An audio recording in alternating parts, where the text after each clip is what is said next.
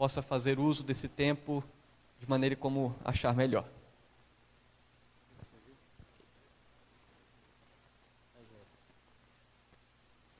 Primeiramente, eu quero agradecer o convite de trazer esse assunto. Nós falarmos então a respeito de ordenação feminina. Embora aqui na nossa região nós não temos, pelo menos até onde eu sei, né, nenhum conflito quanto a este tema. Não pelo menos no meio dos nossos concílios presbiterianos. Mas nunca é demais nós pensarmos, falarmos, discutirmos, estudarmos e assim também preservarmos conclusões sólidas e biblicamente fundamentadas com discernimento a respeito desse assunto que ao nosso redor tem sido motivo de debate, de polêmica e já inclusive de decisões favoráveis à ordenação feminina por parte de igrejas irmãs, né? Essa palestra minha, ela é parte de um artigo que eu estou escrevendo. Não tenho pressa de terminá-lo, mesmo porque não tem urgência, mas é um assunto que eu já tenho estudado já há algum tempo, tenho conversado com algumas pessoas, e esse material também faz parte do curso de eclesiologia desse semestre. Então, os alunos, em algum momento, terão que lê-lo, e nós estaremos discutindo esse assunto de uma forma um pouco mais detida, mais detalhada, o que é possível em sala de aula e não numa palestra, mesmo porque aqui nós não teremos a oportunidade do debate da mesa redonda. Bom, nós vamos começar questionando 3 pontos que são essenciais a respeito de ordenação feminina. Por que nós não ordenamos mulheres? Esse é um ponto, né? Geralmente a não ordenação feminina ela é alvo de acusação de machismo, chauvinismo, de desprezar a potencialidade das mulheres e o pressuposto igualitarismo, né, das mulheres em relação aos homens. Mas é nesse ponto, então, que nós precisamos dar e ouvir, primeiramente, as críticas e saber se as críticas realmente procedem, se as críticas são verdadeiras, se nós realmente devemos acatar as críticas, repensar a nossa estrutura, as nossas convicções e então, a partir daí, elaborar mudanças. Primeira crítica acontece de um viés muito interessante. Diz que as mulheres são maioria nas igrejas, porque então elas devem ser lideradas por uma minoria, por uma liderança minoritária masculina, né? Eu creio que essa é uma realidade presente não só na primeira igreja de Porto Velho, mas em qualquer igreja presbiteriana ou evangélica no Brasil, em que as mulheres elas são maioria. Mesmo porque, socialmente falando, as mulheres são maioria, né?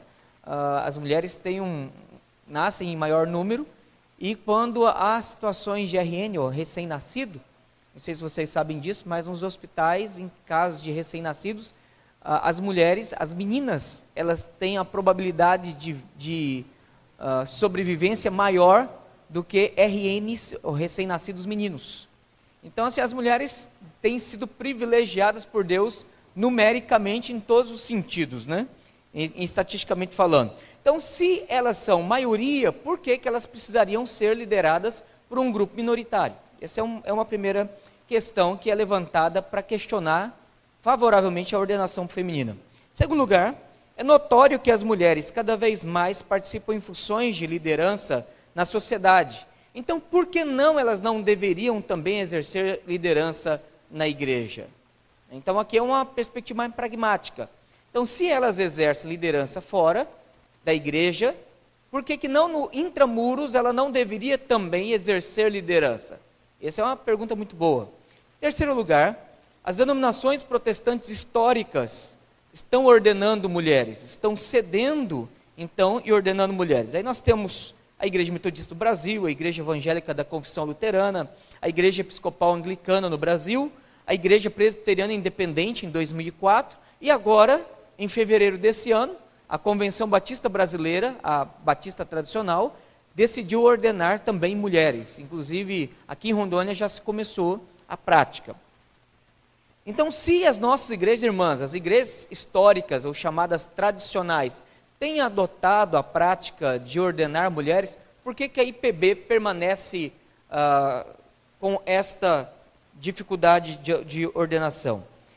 Diante dessa pressão, precisaríamos nos perguntar qual deve ser o critério para decidir ou não ordenar as nossas irmãs. Deve ser a pressão social, onde a opinião pública encontra-se seduzida pelo movimento feminista, em moldes de igualdade, se não superioridade dos homens? Seria o critério do pragmatismo, reconhecendo que muitas mulheres têm assumido a responsabilidade de liderar, mesmo sem ordenação, enquanto homens são omissos em seus deveres familiares, na igreja e na sociedade? Ou ainda deveríamos considerar as estatísticas que apresentam mudanças quanto ao número de denominações no Brasil e no mundo que têm ordenado mulheres? Então, esses 3 pontos precisam ser considerados. Ou nós cedemos à pressão social, ou nós cedemos ao pragmatismo, ou nós cedemos às estatísticas. E todas elas apregoam pró-ordenação feminina, contra a postura que a Igreja Presbiteriana do Brasil tem adotado. Em resposta, eu quero já, nessa introdução, oferecer 3 abordagens ou 3 vias para que nós possamos então pensar e dar uma resposta à crítica da pressão social, do pragmatismo e das estatísticas que defendem a ordenação feminina contra a postura complementarista que a Igreja Presbiteriana do Brasil tem adotado. Então, a primeira linha de argumentação é o testemunho da história da igreja cristã. Então, nós precisaríamos primeiramente observar se a prática de ordenar mulheres é uma prática coerente com a história da igreja. E quando começou a prática de ordenar mulheres, né? E como que a igreja aproveitou as irmãs, teve o benefício do trabalho delas, do serviço delas, e se realmente na igreja cristã houve ordenação desde o primeiro século de mulheres. Então esse é o primeiro ponto. Então seria uma via de análise histórica. Segundo lugar, é uma interpretação exegética de textos bíblicos que oferecem alguma possibilidade para a ordenação de mulheres na liderança como princípio regulador. Ou seja, nós precisaríamos então encontrar nas escrituras exegeticamente e interpretar de forma gramático-histórico, que nós adotamos esse método, não de forma revisionista, nem de forma feminista, ou de forma libertária ou igualitarista, mas a partir de um método gramático histórico, em que a intencionalidade do autor, a estrutura gramatical, a análise do contexto histórico e situacional em que os destinatários estavam sendo instruídos ou sob preceitos estavam sendo orientados, se a igreja e o Antigo Testamento, eles já estabeleciam a mulher como autoridade na igreja, como liderança na igreja. Esse ponto precisa ser analisado. É uma questão muito simples. Partindo do pressuposto que a Bíblia é a palavra de Deus e de que estes homens que escreveram tanto o Antigo quanto o Novo Testamento falaram movidos pelo Espírito de Deus, partindo do pressuposto que houve uma relação revelacional e que a revelação agiu proposicionalmente, ou seja, palavra de Deus, e que eles falaram da parte de Deus, a vontade de Deus, então aquilo que os autores do Antigo, os autores do Novo, revelaram, escreveram, registraram para o povo de Deus, aquilo é vontade de Deus. Então, desde a intencionalidade do autor, a partir do contexto histórico e também a situação do contexto dos destinatários, então precisa ser analisado. A melhor hermenêutica, o melhor método hermenêutico para se fazer isso, em termos de análise literária, é o método gramático histórico. Qualquer outro método, ele é ideológico. Então, quer seja o método histórico crítico, quer seja o método libertário, quer seja o método feminista, quer seja o método que for, ele é ideológico. Então, ele terá uma versão revisionista, chamado response reader, ou seja, é a leitura do texto a partir da experiência do leitor, que haverá condicionamento de modo que aquilo que ele crê, ele vai ler no texto. Então, ele não vai tirar do texto bíblico, ele não extrairá, não será uma exegese, uma extração do significado, da afirmação, da preceptiva do texto. A leitura do responsible reader, ou seja, a leitura da resposta do leitor, é a hermenêutica que faz com que o leitor, ele crendo e aceitando já algumas premissas pétreas, inegociáveis, como por exemplo, o feminismo, ele vai para o texto e diz, é isso que o texto diz. Né? Bom, essa é uma leitura perigosa do ponto de vista hermenêutico. Essa seria uma segunda abordagem. A terceira abordagem, então, é a formulação teológica sistematizada a partir do ensino geral das Escrituras e a partir dos credos, confissões e da dogmática reformada. Se nós olharmos esses três viés, essas três vias de análise, a nossa conclusão inicial, dedutivamente, é: não há base para ordenação feminina. Ok? Não há base. Nem na história da igreja, nem exegeticamente falando, e nem na teologia reformada, a partir dos seus credos, da sua tradição reformada, a base, a fundamentação, a aceitação para a ordenação feminina. Mas nós estaremos analisando isso aqui. Bom, dentro do aspecto histórico, eu não vou, por uma questão de precisão, de tempo e objetividade, trazer os 2000 anos de história da igreja.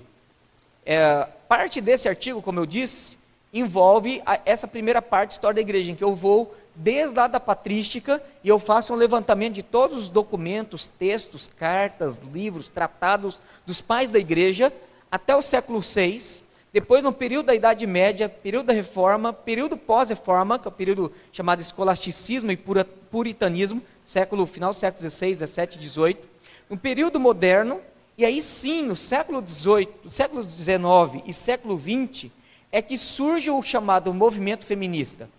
Tá? Então nós estaremos pulando pelo menos 18 séculos, ou melhor, 17 séculos de história, porque não teríamos tempo. O que eu posso dizer para vocês é o seguinte: a ordenação feminina surge somente no século IV, final do século IV para o século V, quando um grupo de diaconisas, numa região de Bizâncio, então algumas mulheres viúvas são ordenadas diaconisas, mas é durante um período curto e apenas de uma situação geográfica limitada e também transitória. Não se sabe por que elas foram ordenadas e nem sabe-se também por que deixaram de ser ordenadas. O ponto é que na história da igreja, o único momento em que nesses 17 séculos, a partir do século II até o século XVIII, então desses 17 séculos, o único momento em que na história da igreja se registra a ordenação de mulheres é no final do século IV para o início do século V, quando se ordenam algumas diaconisas. Ponto. Não há relato anterior ou posterior a isso de ordenação feminina. Bom, há outras situações, mas eu também nesse texto eu trabalho. Se vocês quiserem, eu posso passar esse material histórico depois para os estudantes e demais interessados em ler o assunto. Mas eu quero já fazer um recorte, pulando esses 17 séculos e indo para o século XIX. A discussão do papel da mulher, da participação da mulher dentro da igreja, como liderança, começa iniciando o feminismo também. Então, assim, é interessante que a ordenação feminina está intrinsecamente ligada ao movimento feminista. E eu quero trazer algumas surpresas para vocês aqui. Uma autora protestante de influência reformada chamada Margaret Kostenberger, ela diz que o movimento feminista ele divide-se em 3 períodos. O primeiro período, que ela chama de primeira onda, ocorre a partir da década de 1830 e vai até 1960. De 1830 a 1960, a reivindicação, as exigências do movimento feminista é apenas para que elas pudessem ter justiça social e justiça racial. Isso aqui é muito interessante. As mulheres elas não tinham direito a voto, elas não poderiam trabalhar fora, elas não poderiam ter voz na sociedade. Havia realmente uma situação em que as mulheres não tinham voz e nem vez. E a situação social das mulheres até esse período era equivalente à dos escravos. E é curioso que o movimento feminista, ele não somente lute por si, enquanto o movimento das mulheres, mas lute também em favor dos negros, contra a escravatura, esse momento. Então, isso aqui vai refletir posteriormente a partir da década de 60, quando, embora agora de forma separada, o movimento negro nos Estados Unidos, ou afrodescendente, né, politicamente correto aqui, o movimento afrodescendente e o movimento feminista, a partir da década de 60, que é a chamada segunda onda, ou segundo período do feminismo, ele passa a reivindicar, não somente agora, justiça social, em que as mulheres queriam ter direito de voto, direito de participação, direito de discussão dos assuntos sociais, direitos de benefícios sociais, mas agora elas passam a ter a tônica a respeito da igualdade de gênero. Então, olha só, a mudança aqui já é radical, já é uma mudança muito grande. Não queriam apenas ter os mesmos direitos. As mulheres agora passam a ter a briga por igualdade de gênero. Ou seja, todos os papéis, todas as funções e toda a autoridade que o homem tem, agora, a partir da década de 60, é uma reivindicação da mulher. A mulher quer ter os mesmos papéis, as mesmas funções, os mesmos direitos que o homem, não somente no sentido de ter benefícios, mas no sentido de exercer autoridade. Então, esse é o segundo momento. A terceira onda é agora bem mais recente, a partir da década de 90, que se concentrou numa busca radical por autorrealização feminina. A partir da década de 90, e aí algumas, eu creio que todas aqui, a não ser as menorzinhas aqui, né? Já nascidas nesse período, e talvez você fosse bem jovem ou adolescente lá na início da década de 90, final da década de 80, em que houve a chamada Revolução da Mulher, Revolução da Sexualidade da Mulher. Na década de 60, houve o queimar do sutiã, não sei se você algum sabe desse episódio aí, né? Em que as mulheres, declarando a sua libertação da autoridade masculina, a mulher agora ela passa então a ter declaração de igualdade de gênero, ou seja, ela tem a mesma autoridade que o homem. Ela não precisa mais viver debaixo da opressão masculina. A partir da década de 90 agora, a igualdade não é mais a busca por direitos iguais, por autoridade igual. A busca agora, a partir da década de 90, é para que a mulher não tenha mais dependência. Esse é o ponto. A palavra-chave agora é independência do homem. Tanto na sexualidade, quanto no trabalho, quanto na sua formação familiar, a mulher não precisa mais depender do homem. Ela não precisa casar. Ela não precisa mais pedir autorização para o seu pai. Ela não precisa mais buscar independente.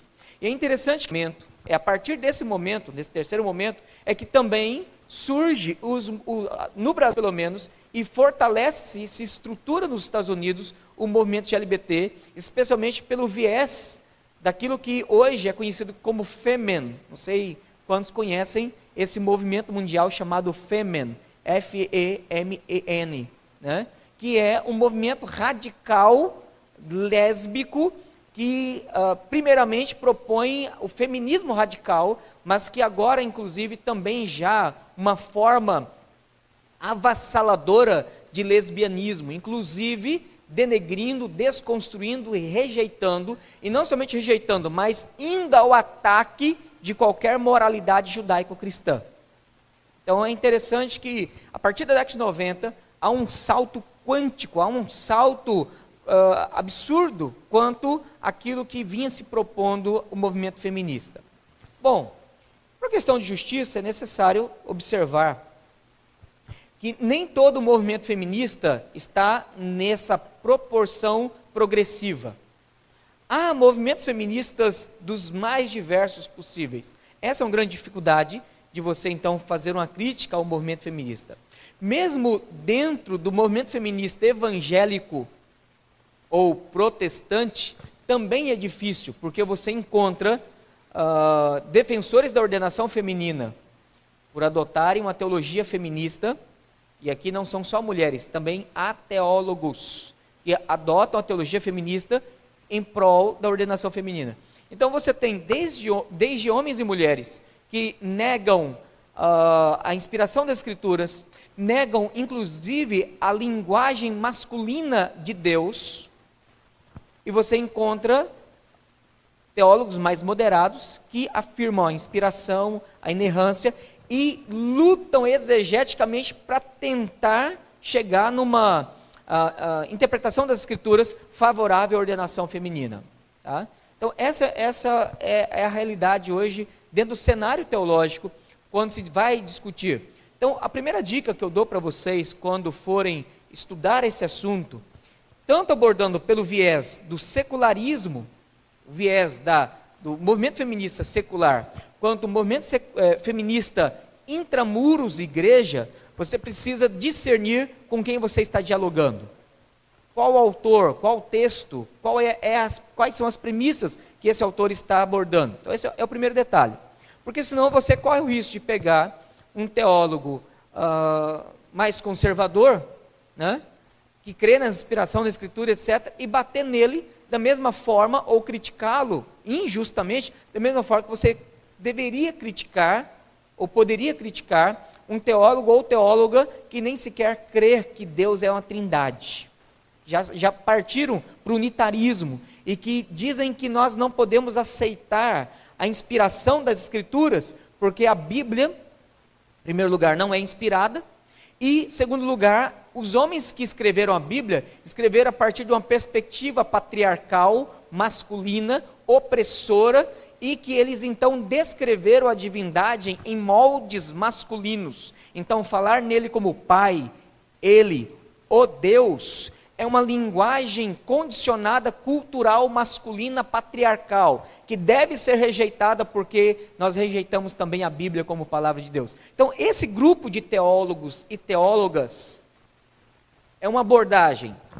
Há uma outra abordagem mais moderada e há uma abordagem mais evangélica.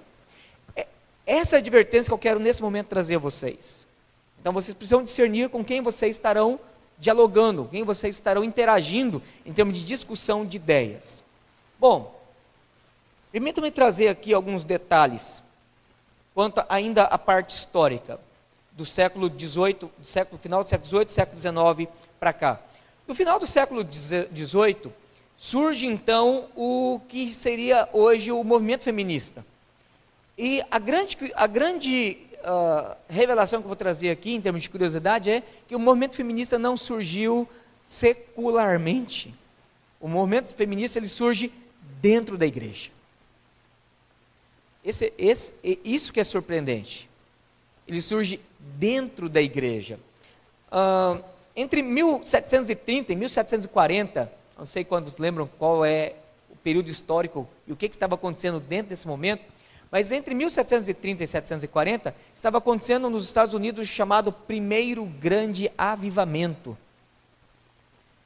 E um dos fatores sociais para o surgimento do movimento feminista não é a pregação, não é o estudo das Escrituras, são os ajuntamentos avivalistas. Isso aqui é de nos levar à reflexão e à preocupação. Em primeiro lugar, nos grandes ajuntamentos avivalistas, que não eram comportados dentro dos tempos, por causa do grande número de pessoas e de diferentes grupos denominacionais que se ajuntavam em busca e na celebração do que pressupostamente estava acontecendo como avivamento em várias regiões dos Estados Unidos, especialmente no nordeste dos Estados Unidos, surge então uma escritora metodista chamada Mary Wollstonecraft, e ela escreve um livro chamado A Reivindicação dos Direitos da Mulher. Essa crente, ela então dentro desse período, vendo que as mulheres estavam se tornando pregadoras, porque era uma característica entre os metodistas e entre os batistas, lançarem mão de pregadores laicos ou pregadores leigos, inclusive dentre eles mulheres. As mulheres então elas pregavam debaixo da autoridade dos pastores, onde pastores não poderiam ir, ou em reuniões que não seriam possíveis os pastores, por causa do grande número de pessoas em diferentes lugares e situações se reunindo por causa dos avivamentos. Então eles designam mulheres e essas mulheres vão para pregar. O grande detalhe é que a partir daí, essas mulheres se veem no direito de dizer, bom, se nós realizamos a coisa mais importante que existe no mundo, que é a pregação da palavra, por que nós não podemos liderar homens? Se a pregação é um ato de autoridade, por que nós não podemos então exercer direitos básicos? Se Cristo tirou a barreira que nos separa enquanto homem e mulher. Bom, a partir daí, esta Mary Wollstonecraft, ela escreve esse livro, Reivindicação dos Direitos da Mulher. Bom, quase 100 anos depois, uma outra mulher chamada Sarah Greencare, em 1837, agora já no século XIX, ela, num grupo de mulheres da igreja dela, ela escreve um sermão, e esse sermão então é copiado e distribuído, e torna-se um referencial. Ela escreve um texto em que ela diz o seguinte: acredito que é o dever solene de toda mulher examinar as Escrituras por conta própria, com a ajuda do Espírito Santo, e não ser governada pelas opiniões de homens ou grupos de homens. A diferença de Sarah Greencare, de Mary Wollstonecraft, é que Stonecraft, ela diz, a mulher tem o direito de exercer os seus direitos, porque ela tem tido o direito de pregar. O que Sarah Greencare vai fazer agora é trazer a discussão, a mulher tem o direito de interpretar a Bíblia por si. E ela tem o direito de discordar dos homens, porque a interpretação dos homens é uma interpretação opressora e machista. Então nós devemos olhar para a Bíblia como mulheres e dar uma interpretação feminina para a Bíblia. Bom, isso aqui é a semente para o feminismo teológico. Elizabeth Cady Stanton, ela lidera então entre 1880 a 1880, 1890, um grupo de mulheres, e a partir desse grupo de estudo bíblico e interpretando a Bíblia a partir de óculos feministas, né, a partir de uma visão feminina, elas produzem a primeira Woman Bible, a primeira Bíblia de estudo da mulher, em 1895, o Antigo Testamento, e 1898, o Novo Testamento, comentado com notas teológicas escritas apenas por mulheres. Então você tem aqui já um avanço. É interessante que no início do século XX, e pegando o final do século XIX, início do século XX, Benjamin Warfield, que é muito conhecido nosso, teólogo da Universidade de Princeton, ele escreve um texto chamado Paulo e as Mulheres Falando na Igreja. Nesse texto, nesse artigo, ele denuncia o principal pressuposto filosófico que norteava o surgimento do feminismo dentro da igreja. Esse era o primeiro problema. Ele diz aqui assim: talvez devesse acrescentar um esclarecimento do último ponto para que se faça a diferença entre Paulo e o movimento feminista de hoje. Ele escreve isso aqui em 1919. Então, hoje dele era essa data. Que está arraigado numa diferença fundamental em suas perspectivas em relação à constituição da raça humana. Então, o que Benjamin Warfield ele vai levantar aqui é: o problema do movimento feminista é antropológico. É o entendimento do que é a raça humana. Esse é o ponto que ele levanta aqui. Ele vai dizer aqui então o seguinte: para Paulo, a raça humana é composta de famílias. E todos os diversos organismos, inclusive a igreja, estão compostos de famílias, unidos por este e outro vínculo. Portanto, a relação dos sexos na família continua na igreja. Para o movimento feminista, a raça humana é composta por indivíduos. Uma mulher é simplesmente outro indivíduo comparado ao homem, e não podemos considerar nenhum movimento para que existam diferenças ao tratar os dois. Se não podemos ignorar a grande diferença fundamental e natural do sexo e destruir a grande unidade social e fundamental da família a favor do individualismo. Parece não existir razão para que devamos eliminar as diferenças estabelecidas por Paulo entre os sexos na igreja, exceto se supor-se a autoridade de Paulo. Em tudo isso, finalmente, retornamos à autoridade dos apóstolos como fundadores da igreja. Bom, O que o Warfield ele vai levantar aqui? Ele vai denunciar, dizendo que a premissa que dá nascedouro ao movimento feminista é a premissa filosófica do individualismo. O individualismo ele diz o seguinte, que o sujeito ele é mais importante do que o grupo. O sujeito tendo necessidades e direitos básicos que nós aceitamos como verdadeiros, como de ir e vir, o direito de decidir sobre a própria vida, o direito de residência, o direito de expressar a opinião, o direito de pensamento, o direito de divergência, o direito de agremiação, são direitos básicos. Isso o individualismo ensina. Só que o grande problema do individualismo não é esta parte verdadeira com a qual nós concordamos. O individualismo ele diz que o indivíduo ele é independente da comunidade ou do grupo. E o grupo menor do qual ele é independente é o grupo família.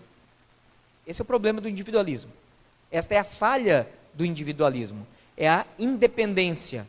Lembra que lá atrás nós tanto lemos o caso de Wollstonecraft, quanto também Green-Kerr, dizendo a mesma coisa, nós devemos ter independência do homem. Só que a grande questão do feminismo não é a independência do homem, é a independência familiar. Do núcleo família, da estrutura família, que é a base da sociedade. O que Warfield vai denunciar aqui é dizer o seguinte, o problema do feminismo é o individualismo. É a mulher pensar que ela é indivíduo. Bom, essa premissa, ela é verdadeira até hoje. Deixa eu me dar apenas um exemplo simples. Quando o movimento feminista, que é pró-aborto, argumenta favoravelmente ao aborto, qual é a tese que elas dão? O corpo é meu. Sobre o meu corpo eu decido.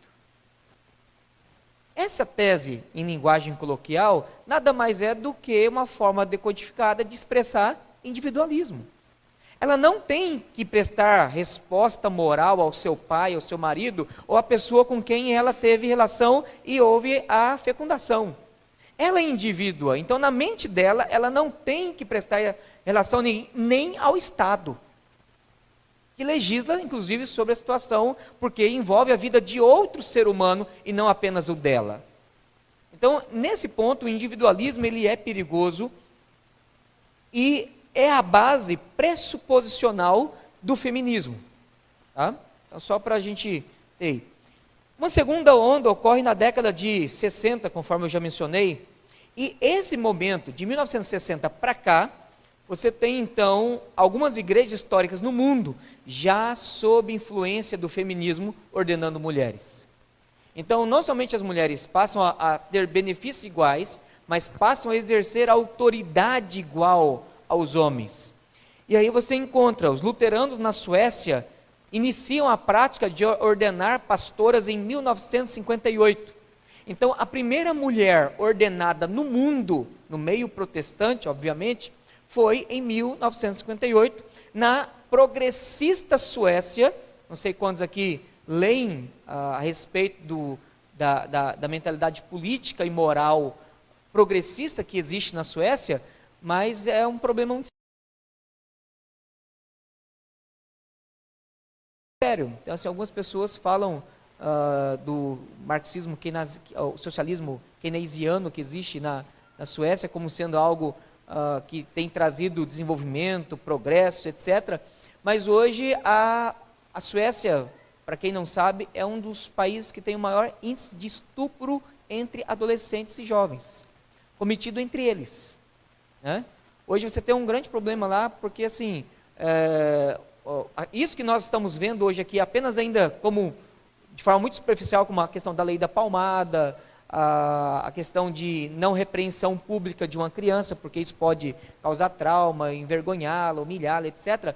Isso já é uma realidade. O primeiro país teste em que estas ideias foram implantadas, envolvidas, foi na Suécia.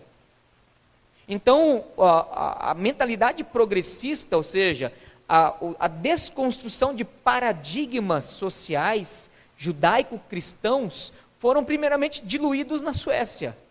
Então você tem agora, a partir desse experimento do laboratório, resultado do laboratório, sendo implantado em outros países. Então, em 1958, a primeira pastora na Suécia, os alemães também seguiram o exemplo logo em seguida, na década de 60. A Igreja Reformada e a Igreja da Escócia Presbiteriana ordenaram mulheres também entre 1964 a 65. Recentemente, os batistas ordenaram mulheres também, os metodistas na Grã-Bretanha e na Austrália, isso na década de 80. Na década de 90, a Igreja Anglicana no Canadá e na Inglaterra, e a Igreja Episcopal na América, em 1991, nomearam inclusive não somente pastoras, mas já ordenando episcopisas, né? Porque não existe bispa, para quem não sabe. Tá? O termo correto é episcopisa. Bom, terceiro movimento ocorre da terceira chamada onda, em 1990, que se concentra numa busca radical por autorrealização feminina. Aqui chega o ápice em que as coisas perdem o limite. Não somente a mulher agora, ela diz que tem os mesmos direitos, tem a mesma autoridade, mas a mulher agora ela não quer se ver mais na submissão da autoridade masculina. Então ela declara plena independência. Só que a grande questão que acaba acontecendo agora, e nós estamos acompanhando, aqueles que ficam antenados aí, sabendo o que está acontecendo no Brasil e no mundo, no Brasil, América Latina e mundo, especialmente nos chamados movimentos feministas. O movimento feminista hoje tem chegado a uma situação de degradação moral, por uma questão muito simples. É um processo de coerentização. Onde é que surge a mentalidade patriarcal ou a estrutura de família que nós temos hoje? A partir de uma ética judaico-cristã. Isso aí é óbvio. Então, não é apenas a independência de padrões de autoridade masculinos, é a independência de um padrão ético de autoridade. Então, o que o movimento feminista está fazendo agora não é apenas dizendo somos independentes dos homens e temos a nossa autonomia social.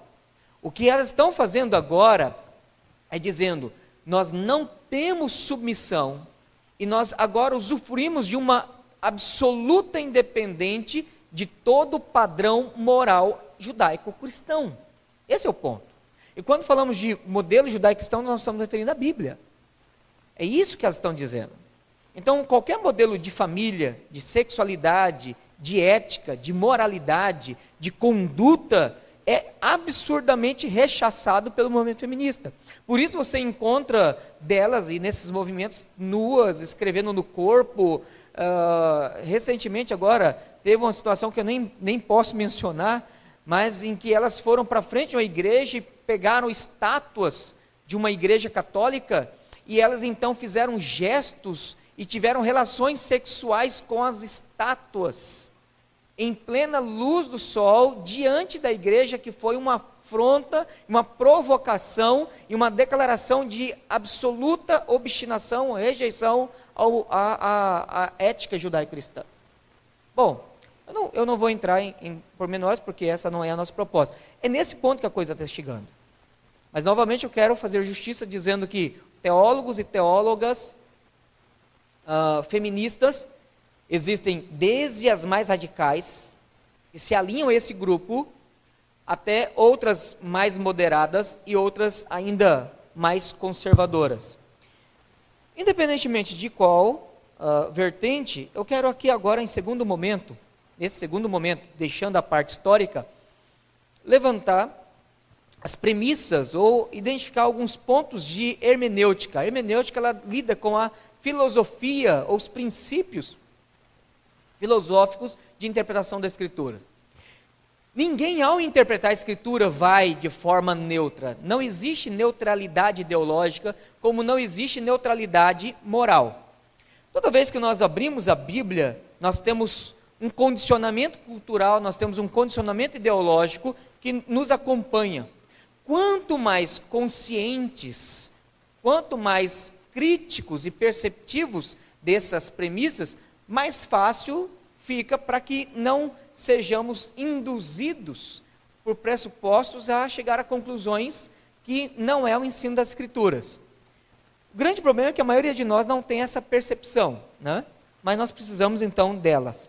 A hermenêutica lida com a identificação desses pontos. A hermenêutica não é apenas o processo metodológico de como interpretar. A hermenêutica estuda, em primeiro lugar, a filosofia da hermenêutica, o método hermenêutico e a prática da hermenêutica, que é a exegese.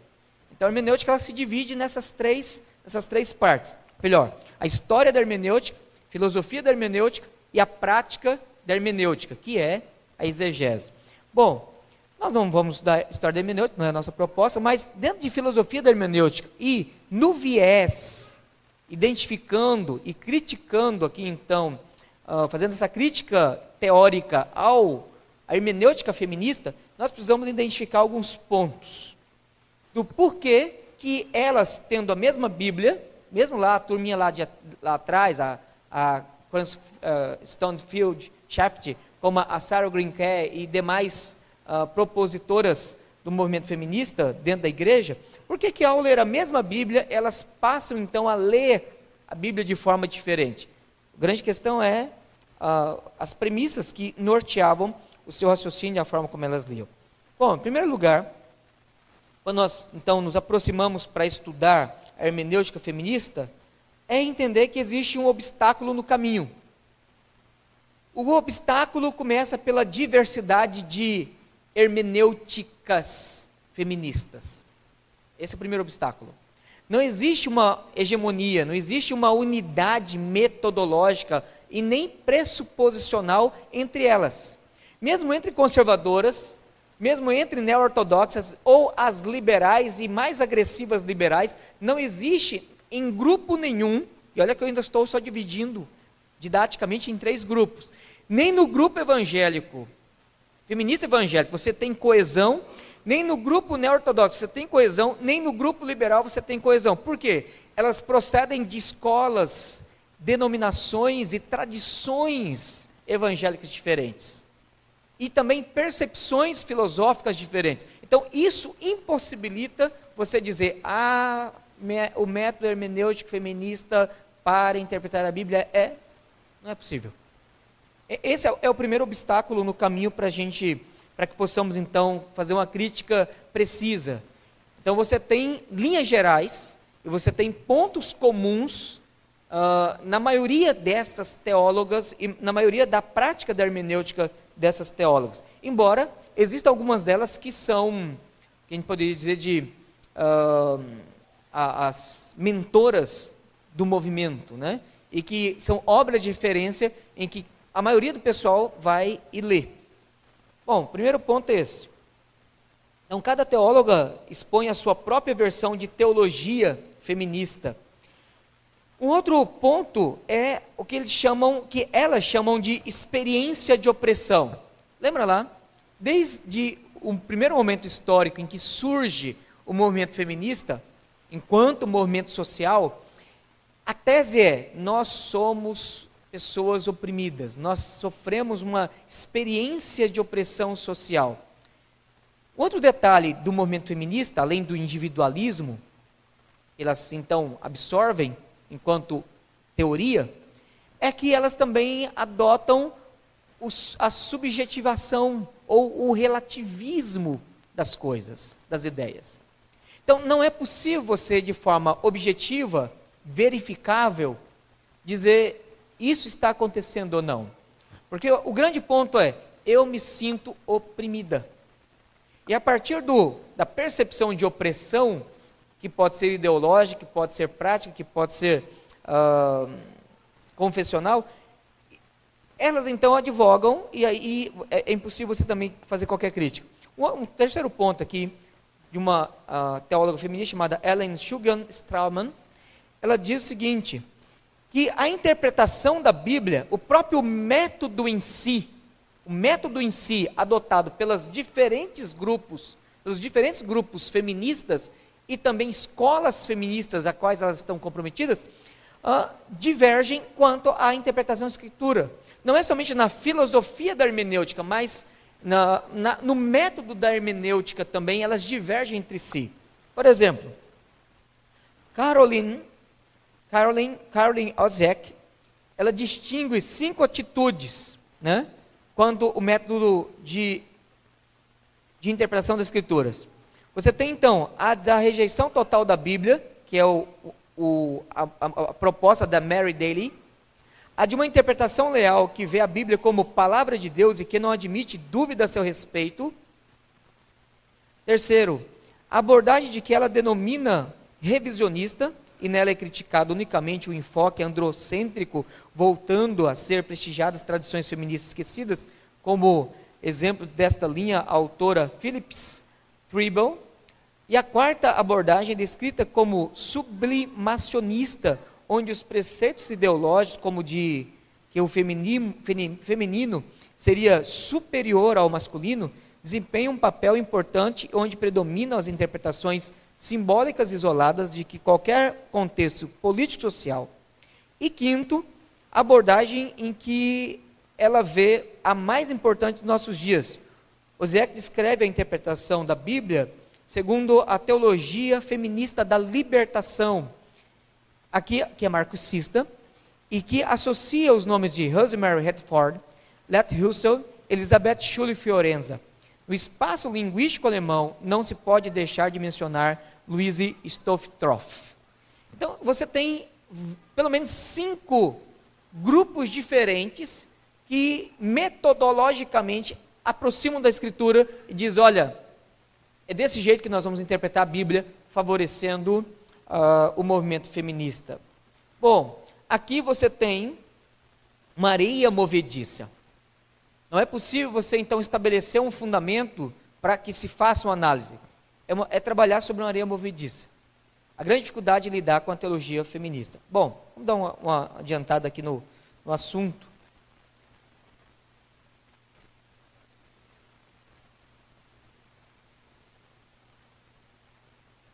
Vou falar, eu acabei de mencionar aqui, na citação da Caroline Osiek, em que ela cita que, predominantemente, o movimento feminista hoje, ele se encontra no viés da teologia da libertação. É interessante nós observarmos isso aqui, porque a teologia da libertação, na década de 60, ela vai favorecer 2 grupos específicos. A teologia da libertação, 3 grupos específicos. O primeiro grupo, que é mais conhecido, inclusive é o foco central da teologia da libertação, é o pobre oprimido. O segundo grupo é o grupo feminista, que é a mulher oprimida. E o terceiro grupo é o negro oprimido. Isso então surge na década de 60, os 3 grupos. Tanto o movimento dos pobres, dos oprimidos, socialmente oprimidos, quanto das mulheres oprimidas, quanto dos negros, eles então trabalham de forma coesa, articulada e teoricamente independente. Então você tem aí o surgimento da teologia negra, a teologia feminista no seu segundo momento, e a teologia da libertação voltada, também chamada nesse momento, de teologia dos países subdesenvolvidos, ou teologia dos pobres, ou teologia da esperança, ou teologia do terceiro mundo. A teologia da libertação. E depois, na década de 70 e década de 80, é que se cristaliza o termo teologia da libertação voltada para os pobres. Existe essa autora espanhola, Glória Soler Romeu. Ela escreveu um livro chamado História do Feminismo, séculos XIX e XX. E nesse livro, é interessante, e detalhe, ela não é protestante, não é católica, ela escreve por um viés histórico-crítico, né? E ela identifica algo muito interessante. Ela diz assim, precisamente por influência feminista e marxista, algumas teólogas propuseram fundamentar teologicamente o movimento da libertação da mulher na igreja, a partir do feminismo e não da fé revelada, ou seja, das Escrituras. Ou seja, o feminismo teológico, mais do que a teologia da feminilidade ou feminista. O que essa autora aqui está falando é o seguinte, que o movimento feminista, ele encontra no marxismo o mesmo discurso semelhante, então agora, o pressuposto filosófico é marxista. Hoje, mormente, fora dos arraiais evangélicos conservadores, e mesmo dentro do movimento conservador você encontra ainda, a base teórica, a base filosófica, o pressuposto filosófico que norteia o movimento feminista é marxismo. Isso é muito interessante. E mesmo grupos conservadores ou evangélicos, que também adotam e favorecem a teologia feminista, em algum ponto, mesmo não sendo marxistas, simpatizam com o discurso marxista. Então, esses são detalhes interessantes para a gente observar.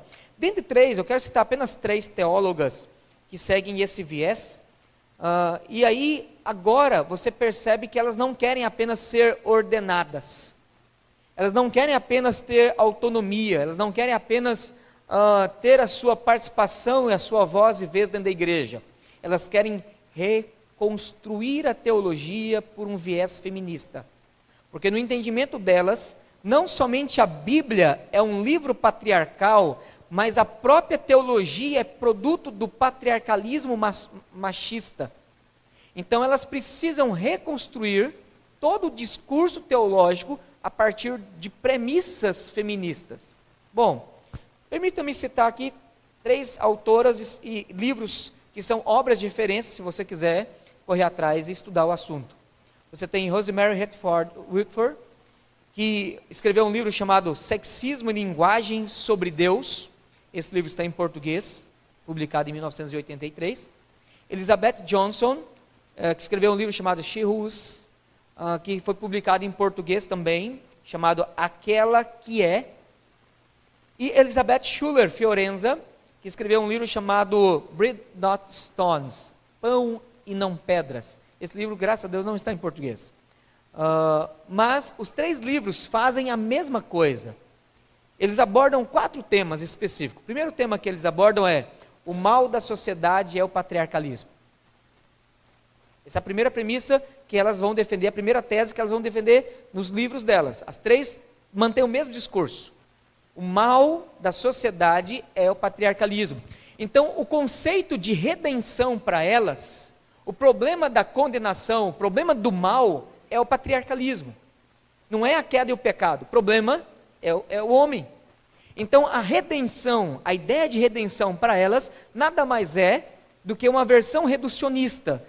Logo, ser redimida, ser liberta, libertar a mulher, é tirá-la do seu contexto familiar, dar-lhe autonomia e todos os direitos necessários de independência, de autonomia, como eu já disse, de modo que ela não viva mais à sombra do pai, e nem da dependência de um marido, e nem liderada por homens.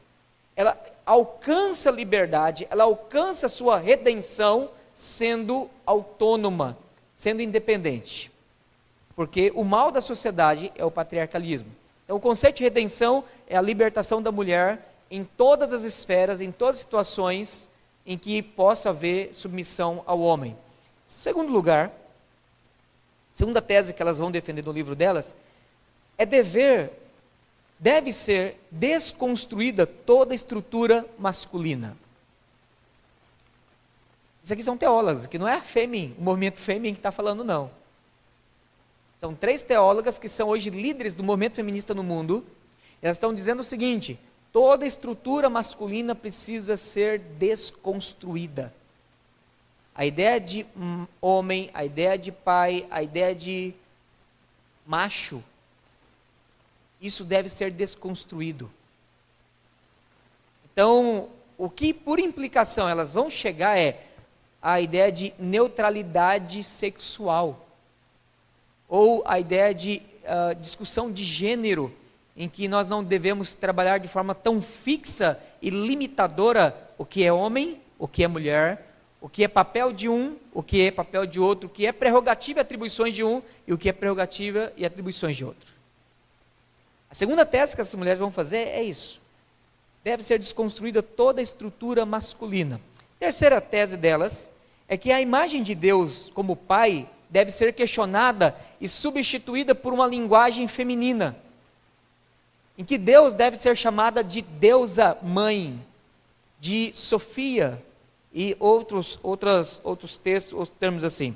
Alguns anos atrás eu traduzi um texto de John Frame, e o livro, a boa notícia é que o livro, se não saiu, ele está para sair em português pela editora Cultura Cristã.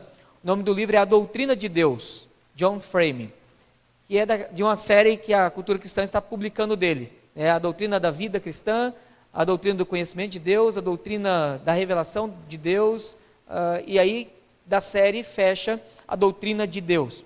Bom, eu traduzi um artigo em que é parte de um capítulo chamado Linguagem de Gênero, ou Deus e o Gênero Homem e Mulher, que é uma resposta de John Frame a Elizabeth Fiorenza e Rosemary Redford Hoofer, em que elas vão defender essas ideias aqui, em especial o fato de que o homem, a imagem de Deus, a ideia masculina de Deus, a linguagem para falar de Deus, ela deve ser rejeitada. Então a ideia de que Deus não pode ser chamado de o Deus, o Pai, Ele. No máximo deveria ser usada a linguagem de gênero neutro, ou o que elas advogam, que Deus deve ser chamado de ela, de deusa e de Sofia. Bom, a quarta proposta dessas três teólogos é uma revisão, uma tradução com linguagem inclusiva ou sexista. O que elas estão propondo, eu não sei se elas já terminaram, mas já estão com várias partes da Bíblia traduzida. O que essas mulheres estão fazendo é retraduzindo a Bíblia e eliminando toda vez que Deus é chamado de Ele, de homem, de Deus. Toda linguagem masculina está sendo substituída por uma linguagem neutra, ou chamada inclusiva, ou linguagem sexista. A liturgia dos cultos delas já envolve uma linguagem sexista, ou linguagem inclusiva. Os cultos, as pregações, os escritos, os livros, tudo dirige nessa área. Bom, eu tenho menos de 10 minutos, e nós temos ainda alguns pontos a serem tratados. Nós passamos a parte histórica, fomos para a parte de pressupostos e vamos agora tentar, nesses poucos minutos, trabalhar alguns detalhes aqui. Quais são as bases para defender a ordenação feminina? Existem duas categorias, dois grupos que discutem esse assunto dentro da ala conservadora, ou seja, de pessoas que creem que a Bíblia é a palavra de Deus, que deve-se adotar o método gramático histórico, ou em algumas situações, alguns que adotam o histórico crítico, mas que partem da premissa de que a Bíblia é inspirada, a Bíblia é a palavra de Deus. Bom, existe o chamado complementarismo e o igualitarismo.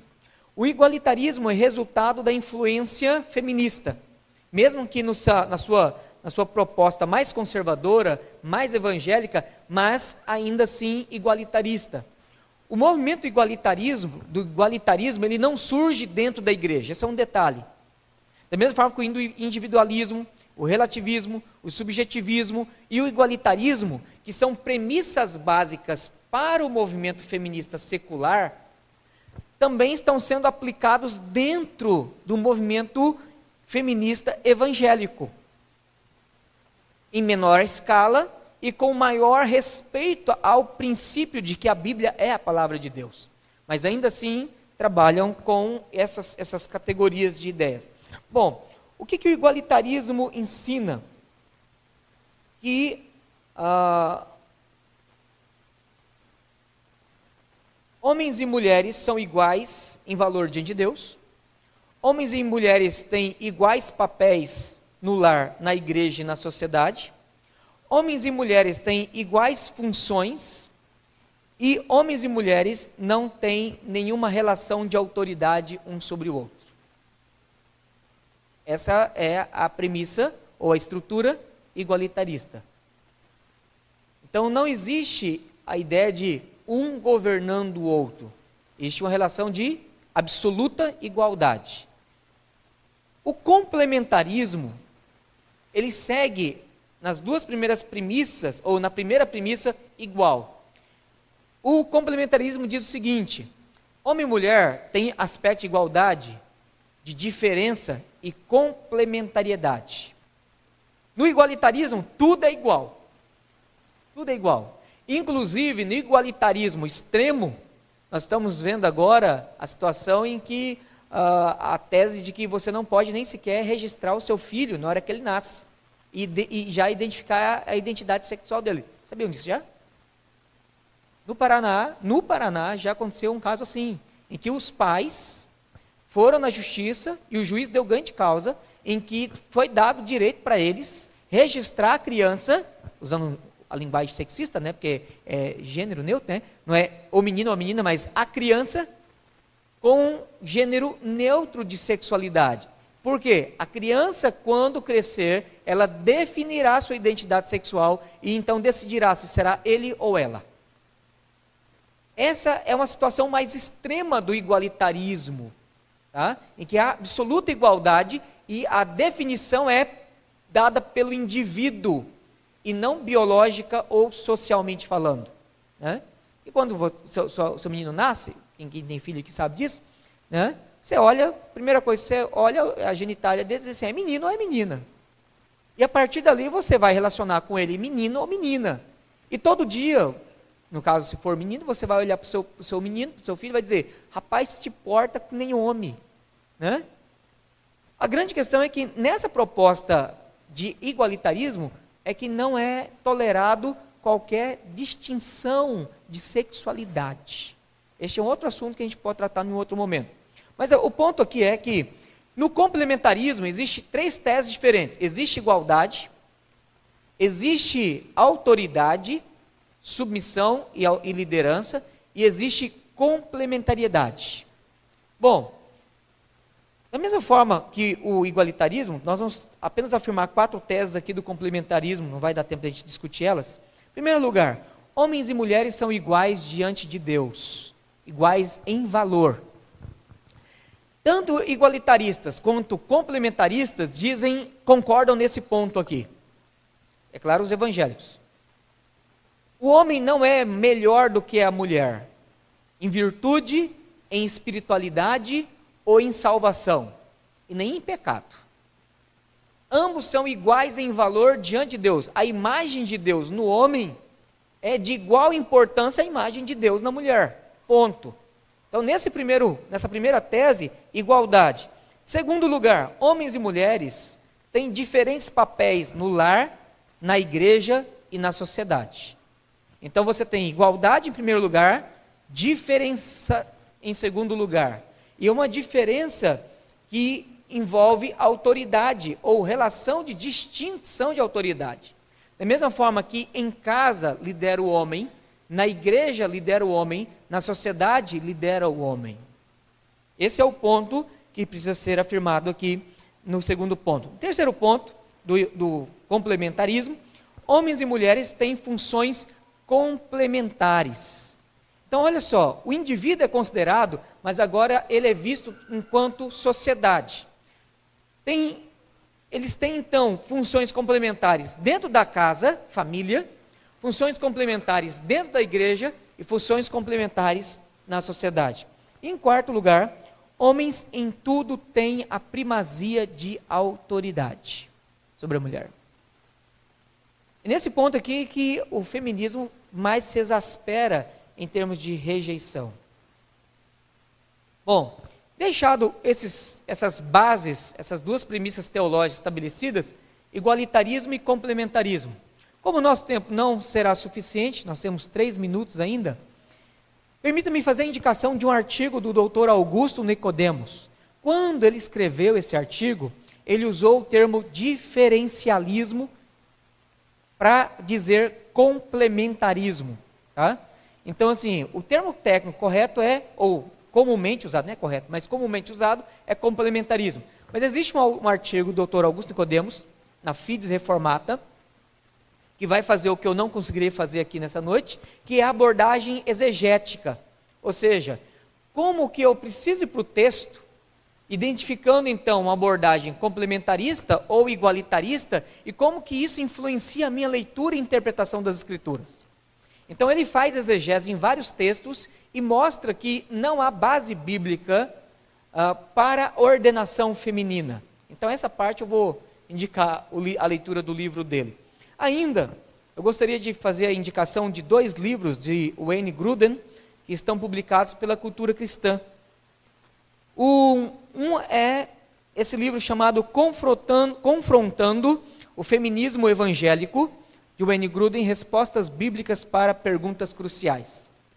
Então aqui você tem a refutação muito bem realizada para todos os argumentos, questões, dúvidas e ataques, desde o feminismo mais liberal até o feminismo mais evangélico, e que questionam a interpretação complementarista, ou seja, de que o homem é igual à mulher em valor, diferentes em papéis e funções, mas tendo a primazia de autoridade. Então, essa versão complementarista, ela é defendida e bem argumentada com respostas exegéticas e teológicas pelo Wayne Grudem.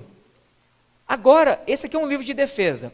Um livro de ataque e crítica ao movimento chamado feminismo evangélico, é esse aqui chamado O Feminismo Evangélico, um novo caminho para o liberalismo.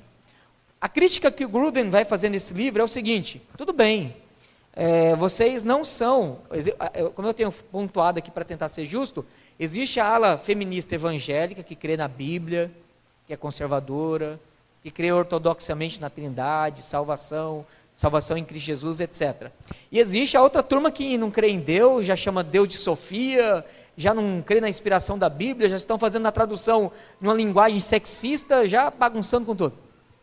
Não, isso aqui não. Inclusive, aí os complementaristas e os igualitaristas feministas ficam do mesmo lado, inclusive para atacar o grupo de lá. Mas a denúncia que Grudem vai fazer nesse livro é: gente, quem está lá já esteve aqui. Foi um processo de caminhar longo, gradativo, progressivo, mas inevitável. Então, assim, ou vocês abandonam o igualitarismo e adotam o complementarismo como hermenêutica, sistema teológico e prática, ou vocês estarão caminhando para a relativização. Por exemplo, deixe-me dar um exemplo histórico disso. Todas as denominações nos Estados Unidos, na Canadá, Europa e já aqui no Brasil, que advogaram na década de 60 e 70 e agora mais recentemente na década de 80 e 90 a ordenação feminina, já estão discutindo a possibilidade da ordenação gay, no Brasil inclusive. Eu não vou citar nomes, porque não é a nossa proposta aqui, mas nós podemos conversar agora há pouco sobre o assunto. Mas já, a nossa denominação, a nossa igreja mãe, a PCSWA, que enviou Simon para o Brasil e os outros missionários, ela começou assim, ordenando mulheres, depois ordenando gays. E a base pressuposicional é muito simples, porque da mesma forma que eu posso dizer assim, bom, por que Paulo e Jesus e os apóstolos não ordenaram mulheres? Porque eles estavam influenciados por condicionamentos culturais, certo? Essa é a premissa dos igualitaristas. Naquela época o machismo era muito grande, então se Paulo ordenasse uma presbítera, uma diaconisa, uma pastora, ela não seria aceita, porque o mundo antigo era muito machista. Trazendo para hoje, se o que impediu que elas fossem ordenadas foi apenas o mero condicionamento cultural da época, não existe ele mais hoje. Então você pode ordenar mulheres, porque hoje nós estamos numa mentalidade muito mais evoluída, desenvolvida do que Paulo. Só que o mesmo argumento é usado para os gays, para o movimento LGBT. Por que Paulo não era a favor de ordenação de homossexuais? Porque o homossexualismo era visto como demonizado, era rejeitado pela sociedade judaica. Então, se a igreja ordenasse, nunca. E aí você tem hoje a mesma ideia defendendo, dizendo, bom, hoje nós já temos uma aceitação e uma mentalidade, uma política social de aceitação do GLBT, o movimento GLBT, muito grande. Então nós podemos ordená-los também. Inclusive tem num curso de doutorado em teologia no sul do Brasil, um cara que fez a defesa de doutorado e foi contratado para ser professor no curso de doutorado em teologia, e ele é homossexual assumido praticante. E já está escrevendo e defendendo, e a denominação dele já está ordenando homossexuais praticantes, publicamente assumidos. Na IPI já se discute o assunto, em outras denominações também. Então, é algo que nós precisamos ver que o alerta de Wayne Grudem, que o feminismo evangélico é um caminho, é um novo caminho para o liberalismo, a prática e as consequências práticas têm realmente surgido. Eu vou encerrar por aqui a nossa palestra. Agradeço pela atenção. Eu sei que é um assunto que precisaria ser tocado em alguns outros pontos, mas o tempo não nos permite e podemos fazer isso de forma pessoal ou em outro momento. Então, muito obrigado.